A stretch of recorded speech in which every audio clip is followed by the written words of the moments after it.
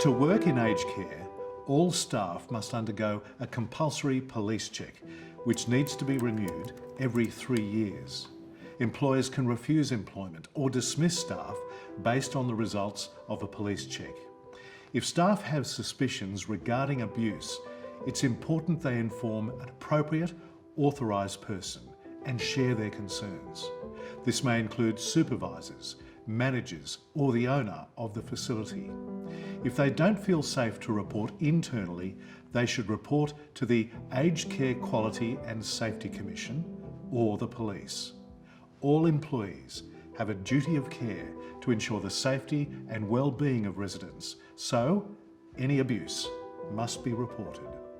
People can find reporting suspicions of abuse difficult, especially if the abuser is a colleague, if the facility lacks clear policies and procedures to support a culture of reporting, or if the case is not blatantly obvious and something just seems a bit off. While this explains why reports are sometimes not made, staff must recognise that reporting is to be encouraged and in most circumstances is lawfully required. Georgia, I noticed that Bev has a bruise on her arm. Do you know what happened? Her skin is so fragile. She bruises really easily. I'm sure she just knocked herself. Hey, we're going for drinks after work. Want to come? Rush out. I have a lot on. Come on, it's Saturday. And we're a team. We look after each other. Okay, sure.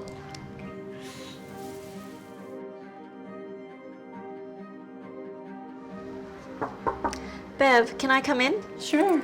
You left your cardigan in the dining room. I just wanted to return it. Oh. Right. Georgia will be here in a minute to help you go to the bathroom. Do you think that you'd be able to help me instead? Bev, is there something you wanted to tell me? Hey, Maddie. Sorry to bother you. There's something I need to talk to you about. Of course, come in. Thanks. I think there's been an incident of elder abuse. Okay, tell me what happened. If you suspect abuse, if you recognise abuse, or if you receive a report of abuse, don't wait. Advocate.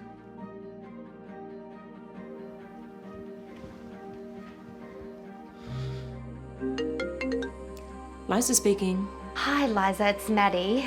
So sorry to call you on the weekend, but I've received a report of elder abuse and I think you need to come in.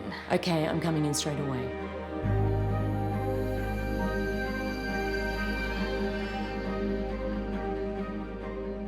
The Department of Health states that compulsory reporting of assaults is the responsibility of an approved provider under the Aged Care Act 1997.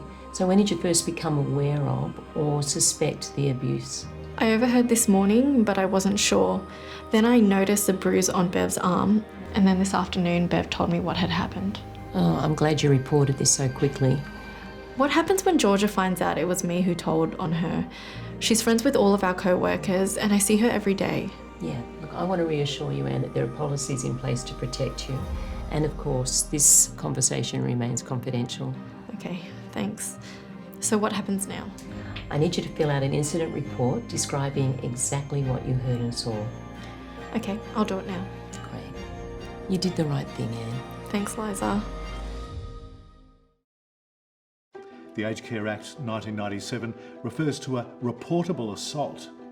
This can involve unlawful sexual contact, which refers to any sexual contact with residents of an aged care facility where consent has not been given. It also includes unreasonable use of force, which refers to assaults ranging from deliberate and violent physical attacks on residents to the use of unwarranted physical force. For example, the definition includes hitting, punching, or kicking a resident, regardless of whether it in fact causes visible harm, such as bruising.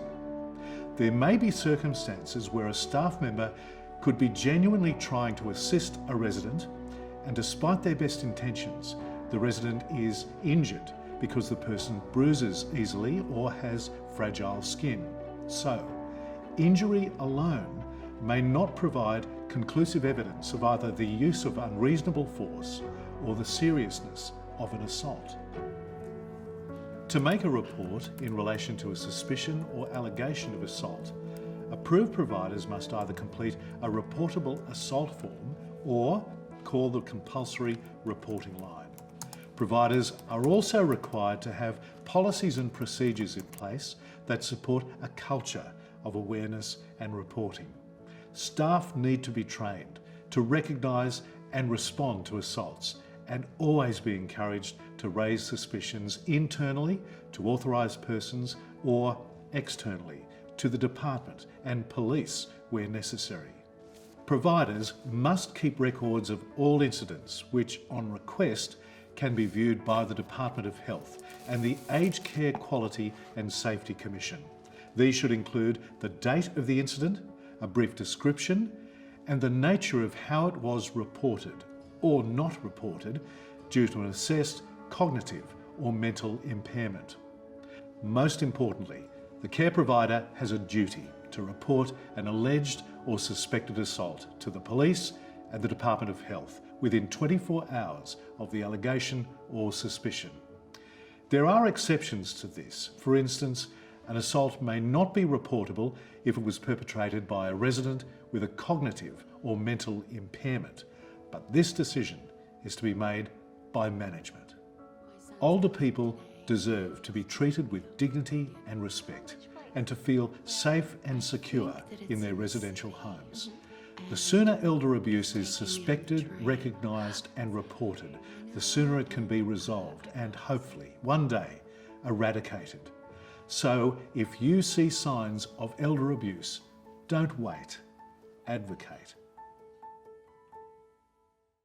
Hi Belinda, it's so good to see you. It's been so long. Yeah, how have you been? We've been really good. Fantastic. Yeah. We're really looking forward to the fair and the open day this Saturday. Great, it'll be a good day. Yeah. Hi. Yeah. Hi, how are you going? Oh, it won't be a moment, sorry, sir. Just remember to make sure you put in your time.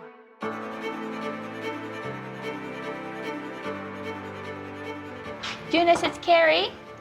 Are you ready for breakfast?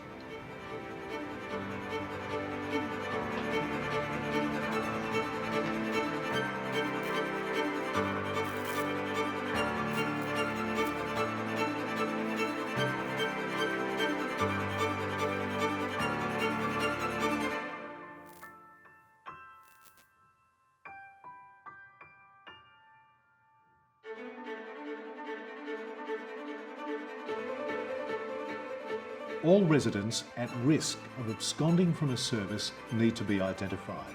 This must be documented and communicated to all staff.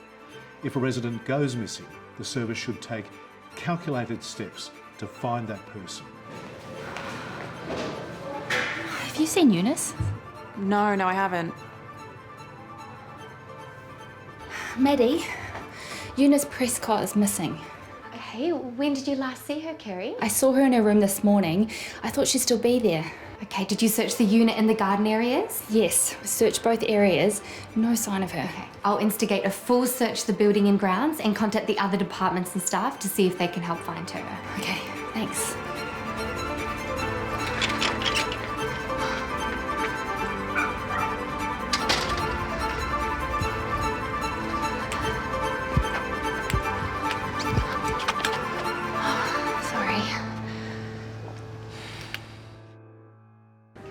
Hi Victoria, it's Maddie from Sunshine Homes.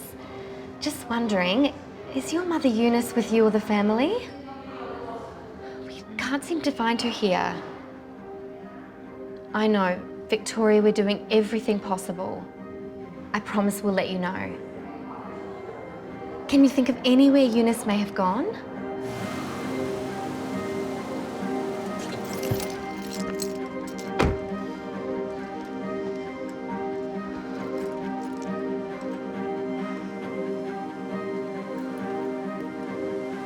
Eunice isn't at the park, the station, or the pool down the road. Any luck at the shops, Liza? No sign of her there either, I'm afraid. Kerry, I think we'll need to contact the local police and file a report. Compulsory reporting of a missing resident is the responsibility of an approved provider under the Aged Care Act. A resident is considered missing when they are absent and the service is unaware of any reason for this absence. If the service provider is aware that a resident has gone missing, they must report the absence to the police within a reasonable time frame. They should then report to the Department of Health within 24 hours of reporting to the police. If the service provider is not aware that the resident is missing, but the resident is returned to the service by the police, or the police have been notified by someone else that the resident is missing, then the provider must also report this to the Department of Health. If they fail to do so, action may be taken by the department. However, if the service provider is not aware that a resident is missing and the resident is returned to the service before their absence has been reported to the police, then there is no requirement for the department to be notified.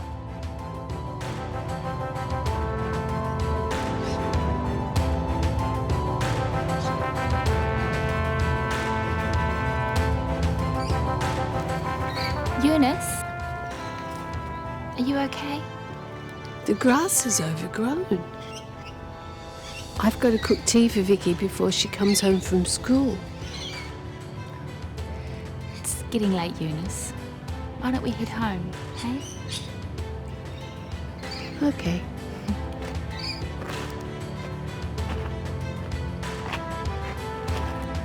Residential care staff are entrusted with the responsibility of looking after some of the most vulnerable members of our society. This includes having checks and procedures in place to minimise the risk of a resident becoming a missing person. In the event of an older person being identified as missing, don't wait, advocate. Take swift action to ensure their safe return. And remember, in all cases of elder abuse and missing persons, it's vital to recognise, respond and report incidents in the timeliest manner possible. By doing so, we can ensure the safety and well-being of the people we support.